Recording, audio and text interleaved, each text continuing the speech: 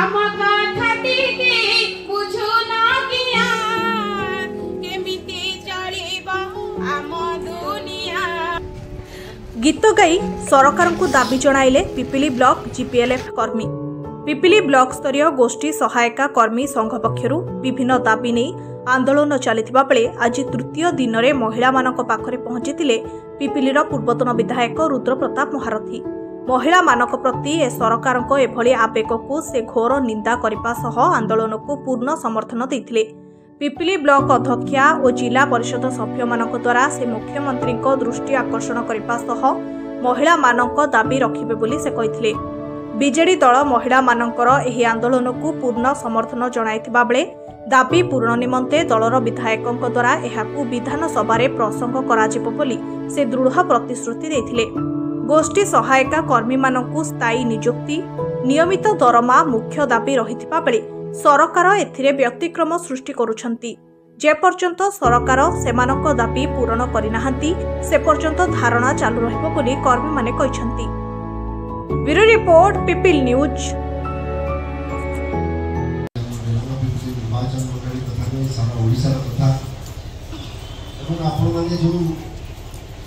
Demand को लेकिन राजरास्ता को ओल्लैछन्ति अवधारणा कहउछन्ति ये सरकार पई किछि बड़ दाबी नुहे।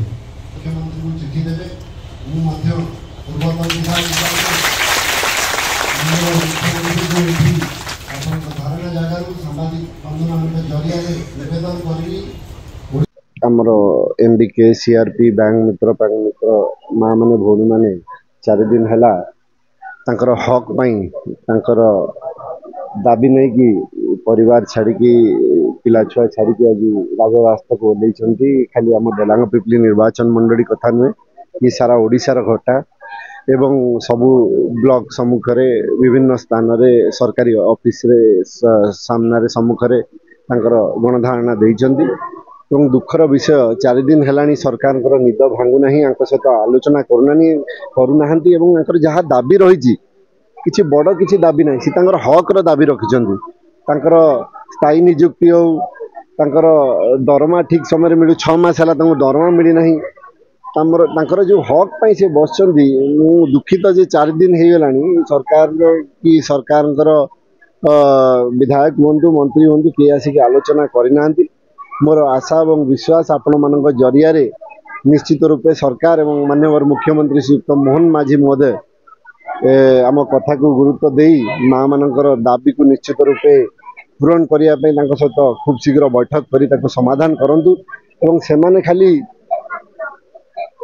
आम जहाँ मुझे कहूली आमर डेलांग पिपिली कथा नुहे सारा ओडिशार कथा सारा ओडिशा रे एमती गणधारणा देइछन्ति एवं जहाँ जरिया जहाँ कारण जो काम पंचायत ब्लॉक काम बाधा प्राप्त होती खूब शीघ्र सरकार को निवेदन रही समाधान करने बाट आमर डेलांग पिपिली विजु जनता दल तरफ संपूर्ण सहयोग रही सहित आम अच्छू थिलु एवं आगामी दिन में रहबू।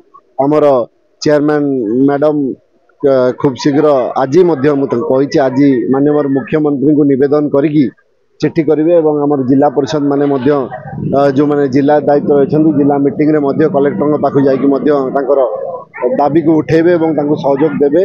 निश्चित रूपे ये सरकार निद भांग मोर विश्वास रही 18 मास होगा निद भांगिनी किंतु केबे भांगिबो आम अपेक्षा अच्छु आशा करूँ निद जल्दी भांगू और सबू दिगरे विचार करी सब समाधान करन। आज तृतीय दिन पहुंचलानी आंदोलन रही सफल हो आंदोलन तृतीय दिन आंदोलन रे आज आंदोलन तीव्र रूप धारण करे पिला माने बहुत माने उत्कंठा सहित अपेक्षा करछन्ती सरकार राय को अपेक्षा करछन्ती। आज मध्य जे पिपिलीर पूर्वतन विधायक सी आपन कोन कहले आज्ञा हमर पिपिलीर पूर्वतन विधायक आम संगे आज जोग देथिले आ से हमको प्रतिश्रुति देछन्ती जे हमर विधानसभा रे बिजु जनता दलर जो विधायक माने अछन्ती तांको आगरे आम दाबी नै पहुंचेबे।